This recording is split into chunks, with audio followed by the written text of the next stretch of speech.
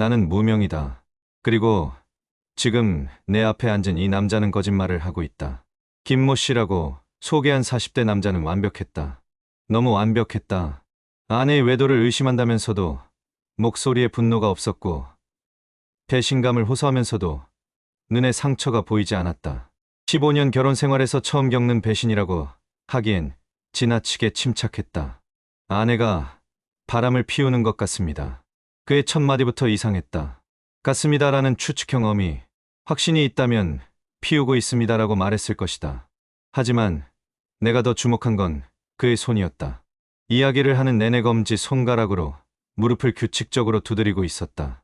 거짓말하는 사람들의 전형적인 습관이다. 아내는 명문대 출신 대기업 재무팀 과장이었어요. 그런데 아이들 때문에 그만두게 되었죠. 김 씨는 아내의 스펙을 나열했다. 마치 이력서를 읽듯이. 그리고 계속해서 아내가 얼마나 스트레스 받고 피곤해했는지 강조했다. 그래서 제가 등산을 권했어요. 건강도 챙기고 스트레스도 풀라고요. 등산복에 장비까지 다 사줬습니다. 여기서 나는 미간을 찌푸렸다. 스트레스 받는 아내에게 혼자 하는 운동을 권한다. 보통은 요가나 헬스클럽, 아니면 함께 할 수 있는 활동을 제안하지 않나? 더구나 비싼 등산 장비까지 선뜻 사주다니. 그런데 언제부턴가 이상해졌어요. 귀가 시간도 늦어지고 담배 냄새도 나고. 김 씨는 주머니에서 피임 도구를 꺼내놓았다. 이것도 아내 지갑에서 발견했어요. 나는 그 물건을 바라보다가 김 씨의 얼굴을 다시 살펴봤다. 아내의 지갑을 뒤진다. 15년을 함께 산 부부가 서로를 그렇게까지 의심하게 되기까지는 상당한 시간과 징후가 필요하다. 그런데 김 씨는 마치 이 모든 상황을 예상이라도 한 듯 너무 준비가 잘 되어 있었다. 제발 증거를 잡아주세요. 확실한 증거를. 그 순간 나는 깨달았다. 이 남자는 아내가 바람을 피우는지 궁금한 게 아니다. 아내가 바람을 피우고 있다는 증거가 필요한 것이다. 조사하겠습니다. 하지만 나는 잠시 말을 멈추고 김 씨를 응시했다. 혹시 당신도 아내 몰래 하고 있는 일이 있나요? 김 씨의 손가락이 멈췄다. 그리고 눈동자가 미세하게 흔들렸다. 무슨 말씀이세요? 아무것도 아닙니다. 그냥 조사를 위해 물어본 거예요. 김 씨는 안도의 표정을 지었지만 나는 이미 확신했다. 이 사건은 단순한 외도 조사가 아니다. 이 남자에게는 숨기고 있는 무언가가 있다. 그리고 그 무언가가 이 모든 상황의 진짜 열쇠일 것이다. 15년 만에 처음 아내를 의심하게 된 남편이라기엔 너무 많은 것을 알고 있었고 너무 많은 것을 준비하고 있었다. 과연 누가 누구를 속이고 있는 것일까? 김 씨와의 면담을 마친 나는 곧바로 조사에 착수했다. 하지만 일반적인 외도 조사와는 다른 방식으로 접근하기로 했다. 의뢰인 자체가 의심스러운 상황에서는 양쪽을 모두 관찰해야 한다는 것이 내 경험이다. 첫 번째 조사일, 나는 김 씨 부부가 사는 아파트 단지 근처에서 대기했다. 오전 9시 김 씨가 출근하는 모습을 확인한 후 약 1시간을 더 기다렸다. 아내가 등산을 간다면 보통 이 시간대에 나설 것이라는 계산이었다. 오전 10시 30분경 한 여성이 등산복 차림으로 아파트 현관을 나섰다. 김 씨가 묘사한 그의 아내였다. 30대 후반으로 보이는 그녀는 확실히 피곤해 보였다. 어깨가 처져 있고 걸음걸이도 무거웠다. 하지만 김 씨가 말한 것처럼 등산복 아래 속옷 색깔을 맞춰 입었는지는 당연히 확인할 수 없었다. 그녀는 지하철역으로 향했다. 나는 적당한 거리를 두고 뒤따랐다. 지하철에서 그녀의 행동을 관찰하니 흥미로운 점들이 발견되었다. 휴대폰을 자주 확인했지만 누군가와 연락을 주고받는 것 같지는 않았다. 오히려 시간을 확인하는 것 같았다. 그리고 무엇보다 등산을 가는 사람치고는 배낭이 너무 가벼워 보였다. 지하철로 약 40분을 이동한 후 그녀는 도심 외곽의 한 역에서 내렸다. 이곳은 실제로 등산로로 유명한 지역이었다. 하지만 그녀는 산으로 향하지 않고 역 앞 카페로 들어갔다. 나는 카페 맞은편 편의점에서 그녀를 관찰했다. 약 20분 후 한 남성이 카페로 들어갔다. 40대 초반으로 보이는 평범한 체구의 남자였다. 그가 그녀와 같은 테이블에 앉는 것을 확인할 수 있었다. 김 씨의 의심이 맞는 것처럼 보였다. 하지만 무언가 이상했다. 일반적인 미래라면 더 은밀한 장소를 선택했을 텐데 역 앞 카페는 너무 개방적이었다. 게다가 두 사람의 몸짓을 보니 연인 사이라기보다는 진지한 대화를 나누는 것 같았다. 여자는 여러 번 고개를 저었고 남자는 무언가를 설득하려는 듯했다. 1시간 정도 대화를 나눈 후 두 사람이 카페를 나섰다. 나는 계속 따라가며 관찰했다. 그들은 걸어서 10분 거리에 있는 작은 모텔로 향했다. 이제야 김 씨가 말한 상황과 일치하기 시작했다. 하지만 모텔 앞에서 벌어진 일은 내 예상과 달랐다. 남자가 먼저 들어가고 여자는 약 5분 후에 따라 들어갔다. 연인들이라면 함께 들어갔을 것이다. 더 이상한 것은 여자의 표정이었다. 설렘이나 기대감 대신 무거운 결심 같은 것이 느껴졌다. 나는 모텔 주변에서 기다렸다. 약 2시간 후 그들이 나왔다. 하지만 이때의 분위기는 들어갈 때와 완전히 달랐다. 여자는 울먹이는 것 같았고 남자는 미안해하는 표정이었다.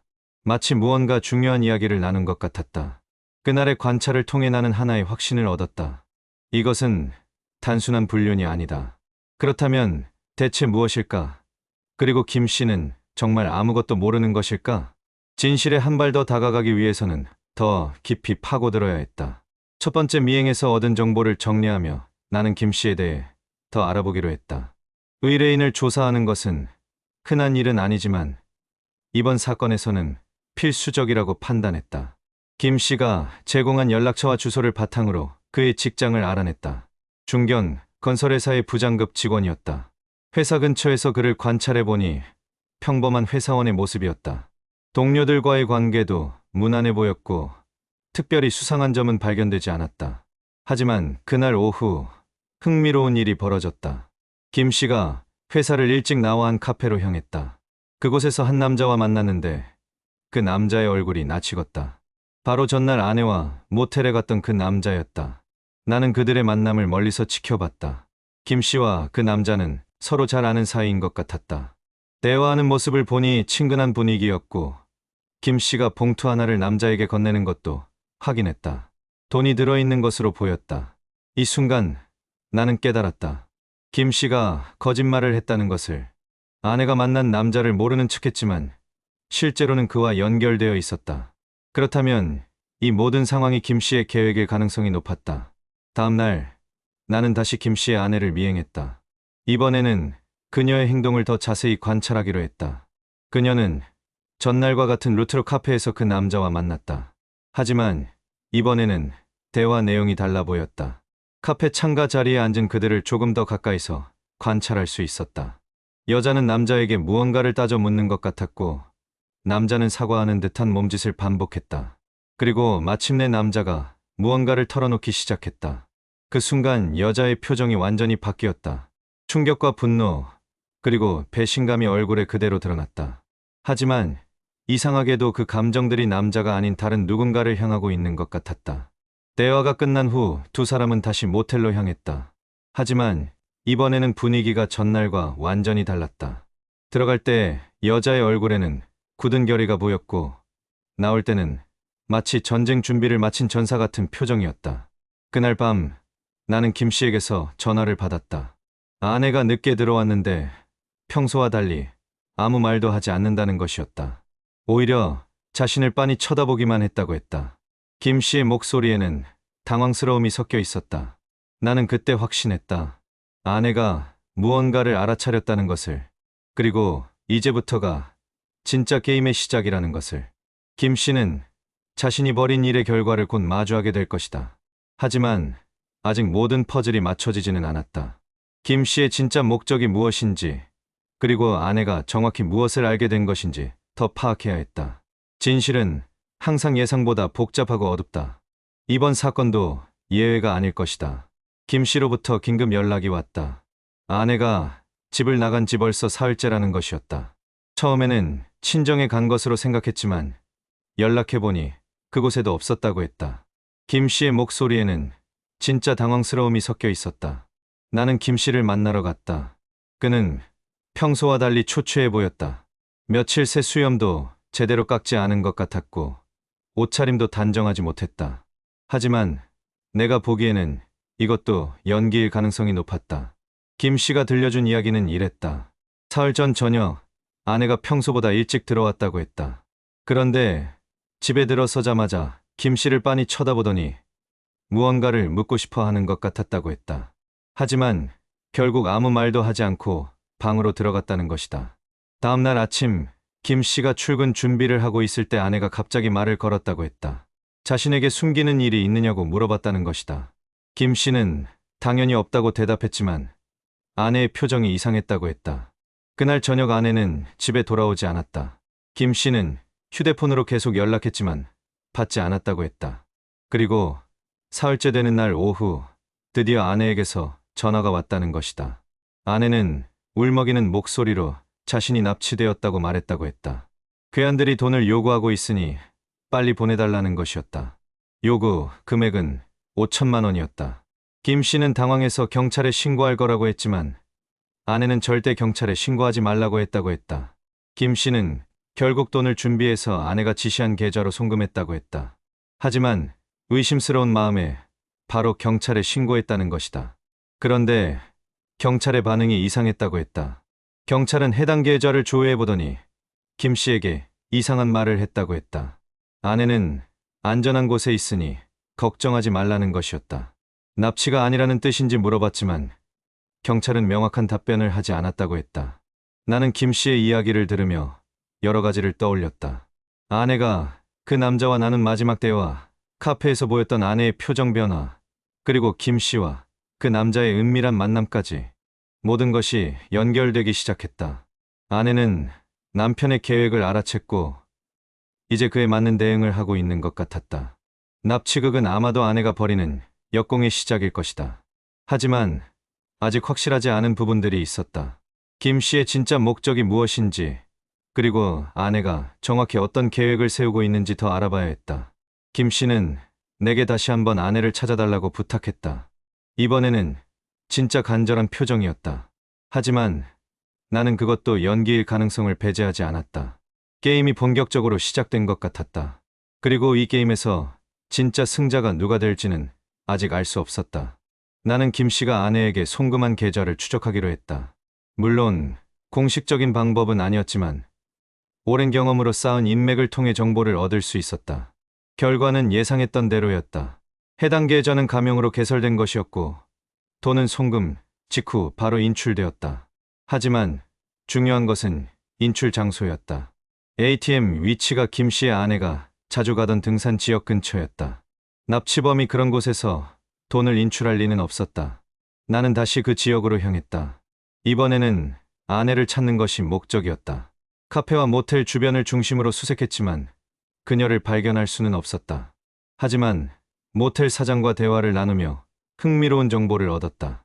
모텔 사장은 김 씨의 아내와 그 남자가 며칠 전부터 정기적으로 방을 이용하고 있다고 했다. 하지만 일반적인 연인들과는 달랐다고 했다. 방에서 나오는 소리를 들어보니 대화만 하는 것 같았고 특히 여자가 울거나 화내는 소리가 자주 들렸다고 했다. 더 중요한 정보도 있었다. 며칠 전부터 그 남자가 혼자서도 방을 이용하고 있다는 것이었다. 마치 누군가를 기다리는 것 같았다고 했다. 그리고 최근에는 여자도 혼자 와서 그 남자와 만나고 있다고 했다. 나는 모텔 근처에서 잠복하기로 했다. 만약 아내가 정말로 이곳 어딘가에 숨어 있다면 언젠가는 모습을 드러낼 것이다. 기다림은 길지 않았다. 오후 3시경 익숙한 모습이 나타났다. 김 씨의 아내였다. 하지만 그녀의 모습은 이전과 완전히 달랐다. 납치당한 사람이라고는 믿기 어려울 정도로 일련했다. 오히려 무언가를 계획하고 실행하는 사람의 모습이었다. 그녀는 모텔로 들어갔다. 나는 적당한 시간을 기다린 후 모텔 사장에게 상황을 문의했다. 그 남자도 이미 와서 기다리고 있었다고 했다. 이번에는 두 사람이 무슨 이야기를 나누는지 알아내야 했다. 모텔 구조상 옆방에서 대화 내용을 어느 정도 들을 수 있었다. 나는 위험을 감수하고 옆방을 잡았다. 벽이 얇아서 대화가 상당히 명확하게 들렸다. 놀랍게도 아내는 그 남자를 질책하고 있었다. 왜 처음에 거짓말을 했느냐며 화를 내고 있었다. 남자는 계속 사과하면서 자신도 돈 때문에 어쩔 수 없었다고 변명했다. 그리고 마침내 모든 것을 털어놓기 시작했다. 남자는 김 씨에게 돈을 받고 아내를 유혹하라는 지시를 받았다고 했다. 처음에는 정말로 그렇게 하려고 했지만 아내를 만나보니 너무 순진하고 착해서 차마 속일 수 없었다고 했다. 그래서 모든 진실을 털어놓았다는 것이었다. 아내의 반응은 예상할 수 있었다. 분노와 배신감, 그리고 깊은 상처였다. 하지만 그녀는 곧 냉정함을 되찾았다. 그리고 남자에게 제안을 했다. 남편의 계획에 맞춰 연기를 해달라는 것이었다. 이제 모든 것이 명확해졌다. 김 씨는 위자료를 피하기 위해 아내의 외도 증거를 만들려고 했다.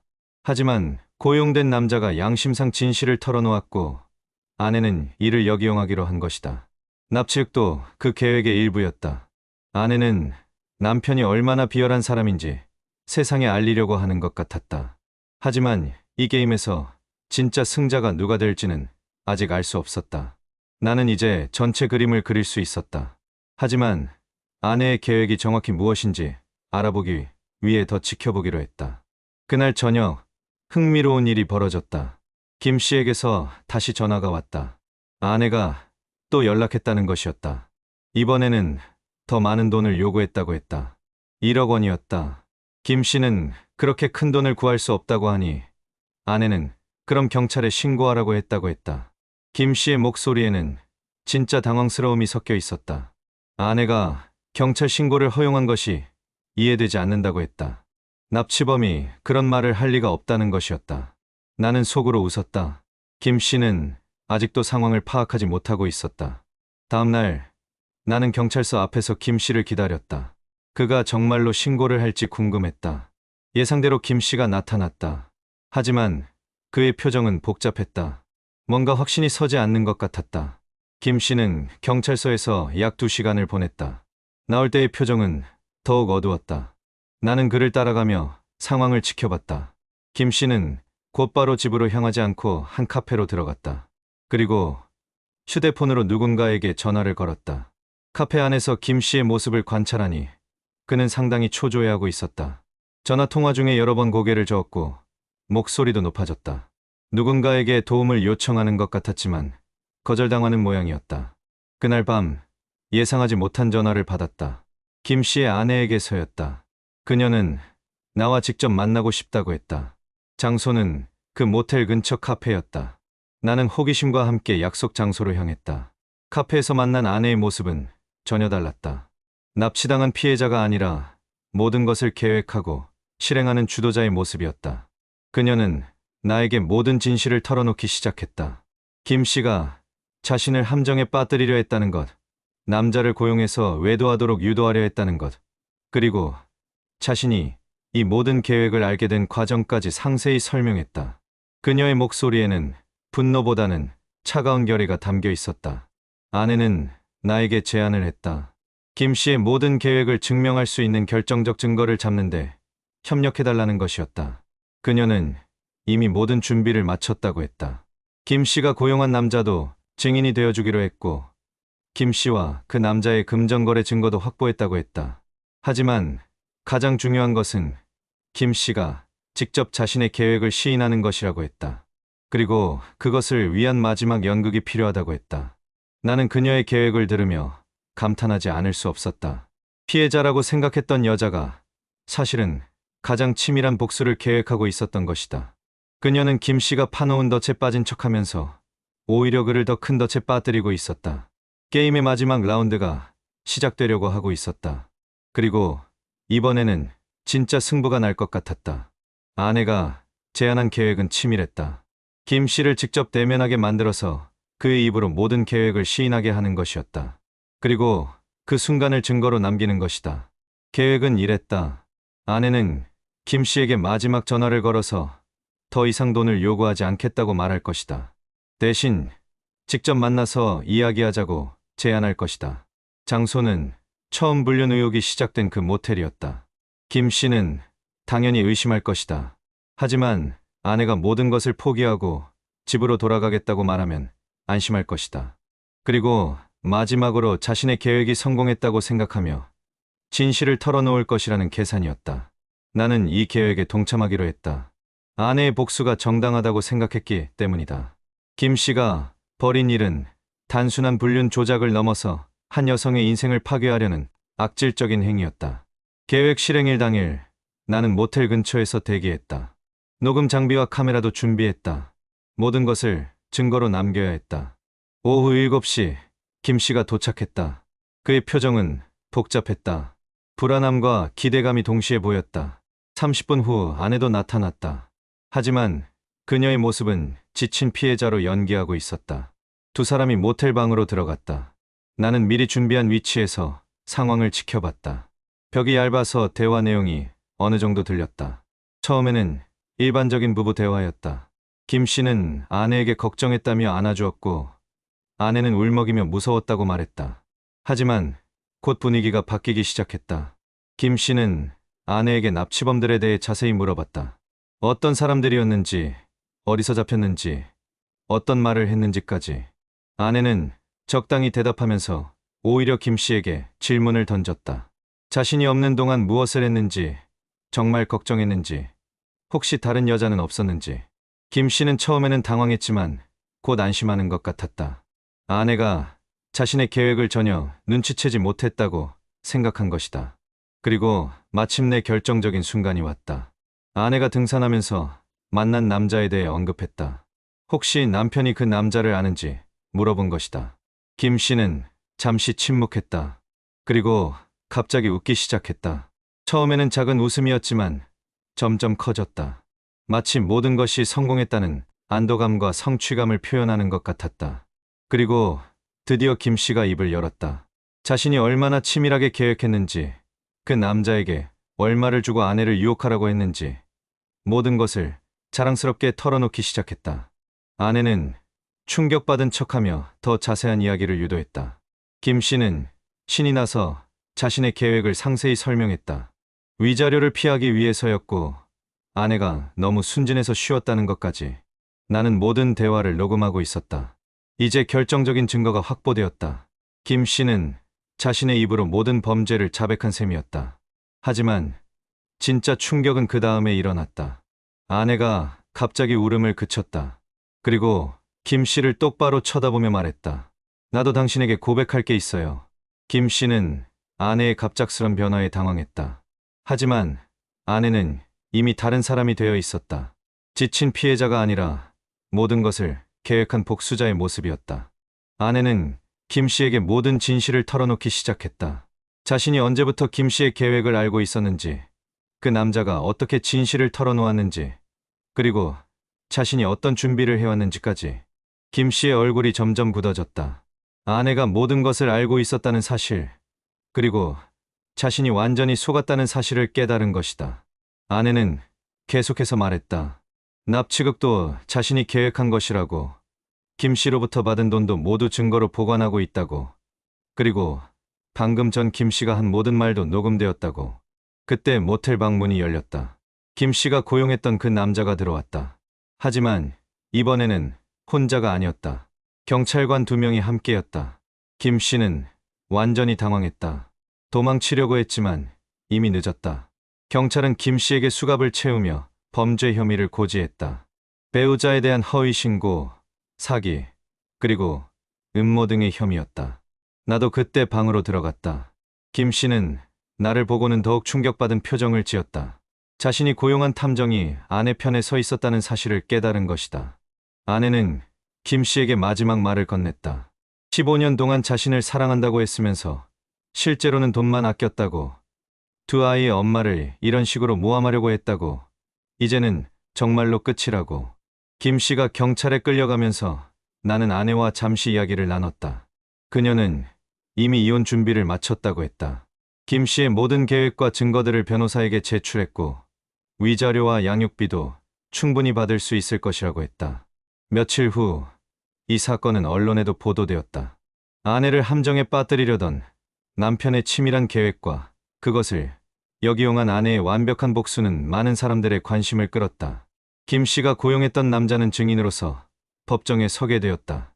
그는 처음에는 돈 때문에 나쁜 일에 가담하려 했지만 결국 양심을 선택했다고 증언했다. 나는 이 모든 과정을 지켜보며 여러 가지를 생각했다. 진실은 항상 복잡하고 피해자와 가해자의 경계는 때로 모호하다. 하지만 이번 사건에서만큼은 누가 옳고 누가 그른지 명확했다. 김 씨는 자신의 욕심 때문에 가족을 배신했고 아내는 그 배신에 맞서 정의로운 복수를 한 것이다. 혹시 또 다른 진실이 숨어 있는 사건이 있다면 나는 반드시 찾아내겠다. 그것이 무명인 내가 할 수 있는 일이니까. 때로는 가장 약해 보이는 사람이 가장 강한 법이다. 그리고 진실은 언제나 마지막에 승리한다. 구독하시고 다음 이야기를 기다려주세요. 또 다른 사건으로 돌아오겠습니다. 감사합니다.